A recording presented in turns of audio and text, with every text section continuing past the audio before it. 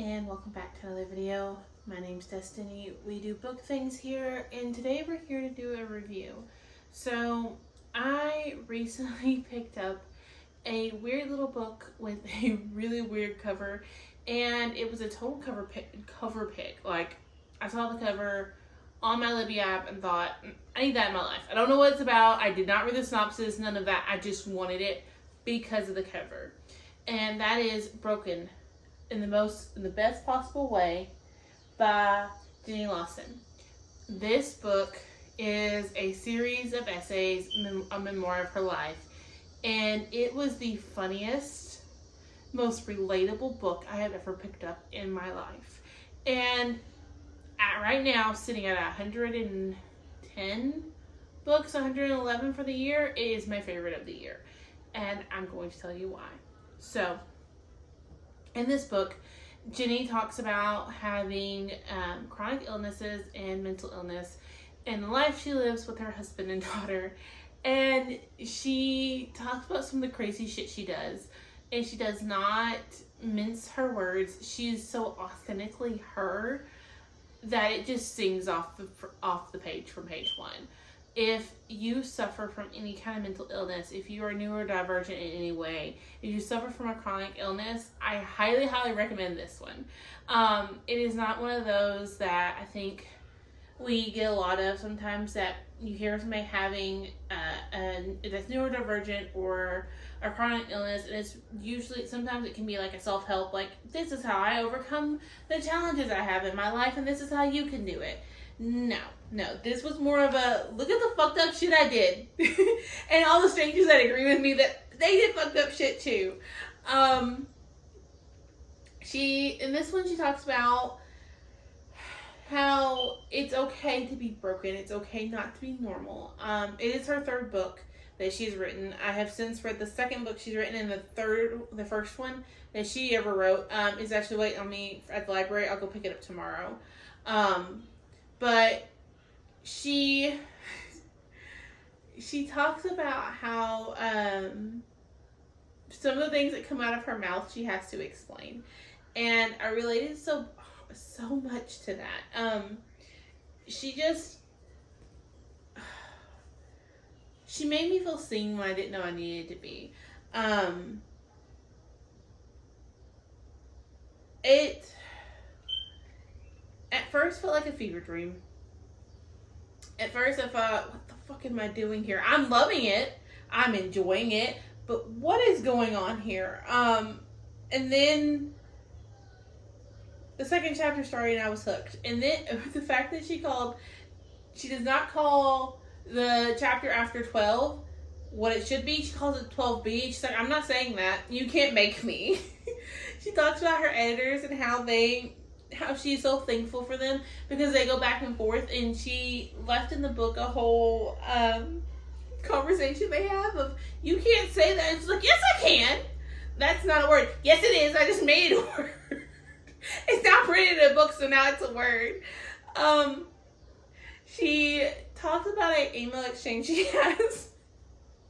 I'm giggling because I'm thinking about when I read this audibly, and I didn't listen to it at work because I was afraid that I would bust out laughing like I am now. But anytime I had to do any walking, I listened to it. So while I was reading this one morning, I decided I wanted a cup of coffee. I was craving the coffee. I needed the energy. So I went over to the gas station. I had both my ears in. It's literally like a 2-minute walk from my job, just right next door. And that's when this email exchange happened, and I remember busting out laughing, thinking everyone in this gas station thinks I'm fucking crazy. But she has a whole section of the book where it's an email exchange between her and these scammers offering her vampire blood. And like, so she goes on to talk about her dog needs to be a vampire too, and like, she's not gonna leave her dog, and like, all this and that, but her ex-boyfriend can't be a vampire, and they shouldn't sell him any vampire blood, and like, they're going back and forth, and finally they stop responding to her. She goes, so I pretended to be the ex-boyfriend. Do you know he wanted to charge him $10 less for vampire blood than he charged me? I love it. I love her.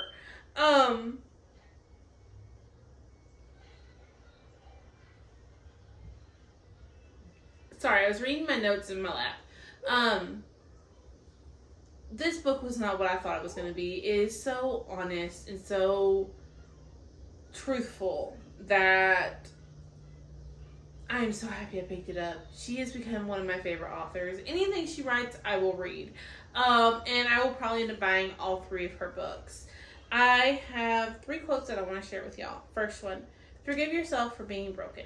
For being you. For thinking those things are that brain cannot read. For thinking those are the things that you need forgiveness for. The second quote that really resonated with me was, becoming your own friend means taking care of yourself the way you would take care of someone you love. And that is hard because it's necessary. That quote, both of those quotes really resonated with me because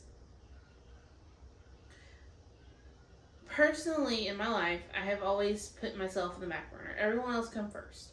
And when I became a mom, I did that even more. Like, I went even harder into that. And now I'm learning that it's okay to take time for myself. It's okay to follow my passions. It's okay to put me back on the front burner. That I don't always have to...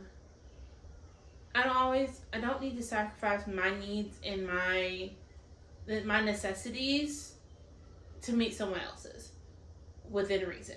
I do have a 2-year-old, and sometimes Mama just needs a nap, and she is not down for a nap. Those situations, I mean, there's nothing to be handled. But when it comes to, no, I'm tired, I don't want to go do that thing, I'd rather just stay home, I am more likely to say that now than I ever was. I don't feel the need to break myself into little pieces for people anymore. I'm not making myself into the sweetest parts of me anymore. I'm not mixing myself with water and boiling me down until I am simple syrup. The most sweet, easily to digest if you have a sweet tooth and you like sweet stuff. Parts of me anymore. Either you get all of me or you don't. And learning to be my own best friend and take care of me the way my best friend would, because I have the best friend in the entire world. She's always there when I need her, and no matter what time I call her, I know she would answer. If I truly needed her, she'd be on her way here in a drop of a hat. And learning to do that for myself is hard. It really, really is. The last quote is, I'm going to have to explain this one here in a minute, but there are dicks stuck in my car holes, and everyone at the post office thinks that I buy dildos in bulk. She went into her husband's office, screamed this at him while he is on a conference call for work. And so he just ends the conference call as this comes out. It's like she's trying to explain, and she keeps going on, and she thinks he's still in the conference call, and he goes, no, I ended that as soon as you said car holes and dicks. What are you talking about? What happened was she thought she was going to taxidermy squirrel. That was a Game of Thrones character. And it turned out she got somebody else's medicine. So she calls the post office, lets them know, and they're like, okay, cool, you just need to come up here. The lady whose medicine you have also accidentally opened your package, and, we have waiting on you. So she goes and gets it and finds out it's all these little bitty penises with faces. And as she's driving home, she almost runs over a mattress in the middle of the highway and has to slam on her brakes. Well, of course, the little penises go everywhere, in every little crevice of her car. And so this is what she's talking about. And at that point, I was at home doing something. And I just remember busting out laughing, like tears coming out of my nose. And I love this so much.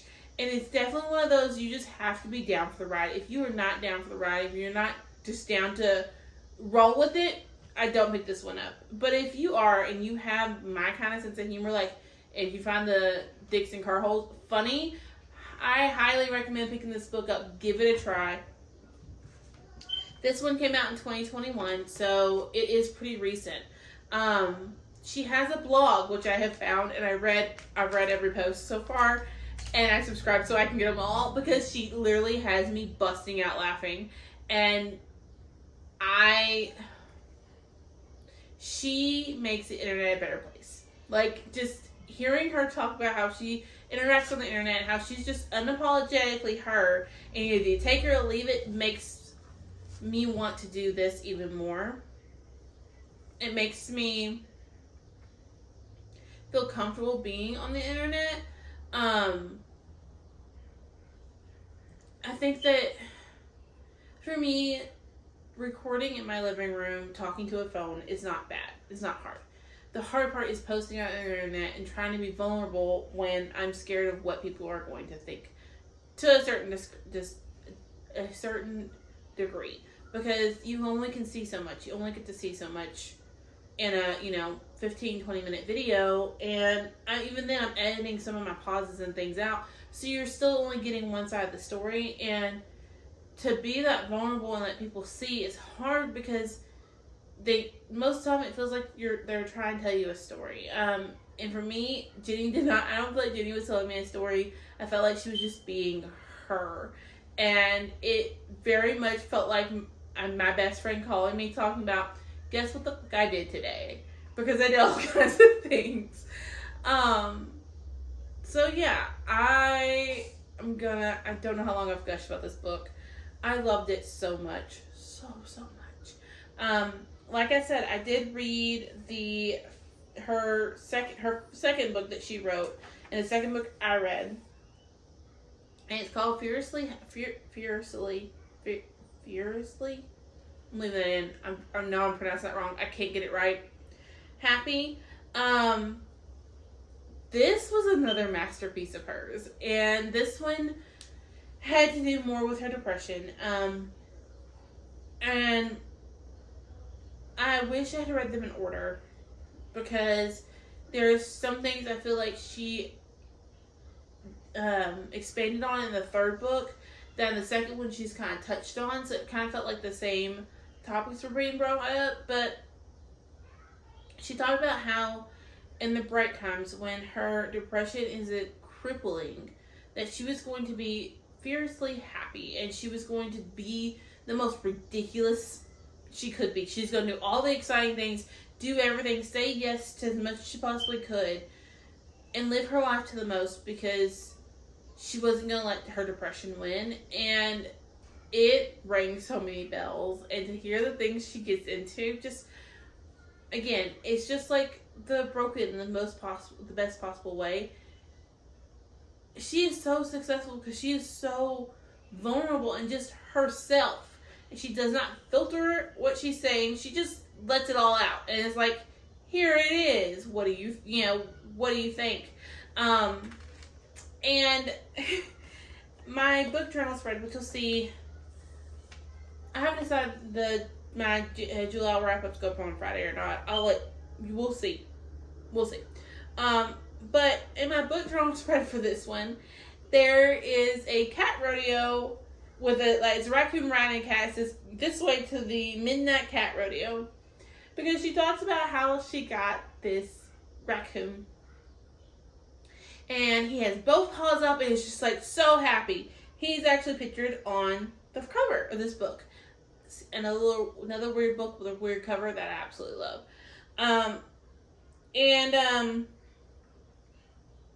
How she has insomnia really bad, and so she wanted to take a picture of him, with the raccoon on the back of her cats, riding her cats, because he was just the perfect size. And the cats would not stay still.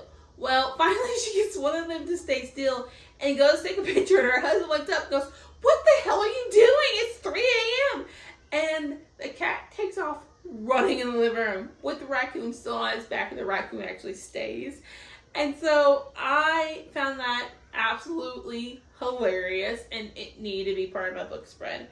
This one, I have 2 quotes for you. The first one: your opinions are valid and important, unless it's stupid bullshit you're being shitty about, in which case, just go fuck yourself. I loved it. Love it. And she said, my grandmother has always said, and it's like, I don't think your grandmother said that to you. If she did, she's the coolest grandma in the world. Can I meet her? Because I think I would love her. And the second one is brains are like toddlers. They are wonderful and should be treasured, but that doesn't mean you should trust them to take care of you in an avalanche or process serotonin effectively. And honestly, that's correct, because brains, when you have depression, your brain does not process serotonin correctly, and it's not going to. Jenny's books, both of them have made me feel less alone, and it's made me feel like we're not going back there is a total thing, and it's valid, and being weird is okay, which I always knew, but to see someone write it all down in a book makes me so happy. And if I had a book club, I would make the entire book club read this book, because either one of them, because it's so funny and so wonderful that I wish more people had it in their hands.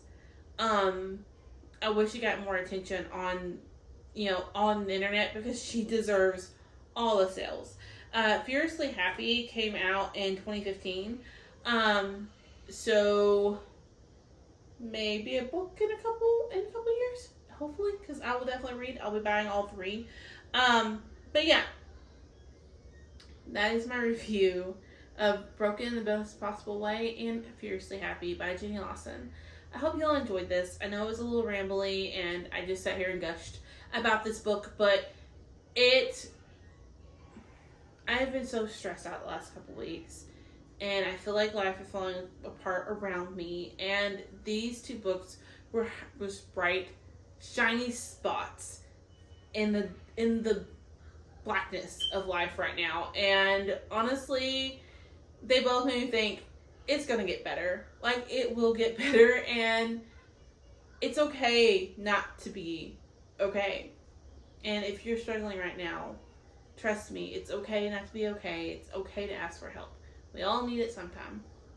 And I love you if no one else has told you that today. And I hope you have a great rest of your day wherever you're at. Bye, guys.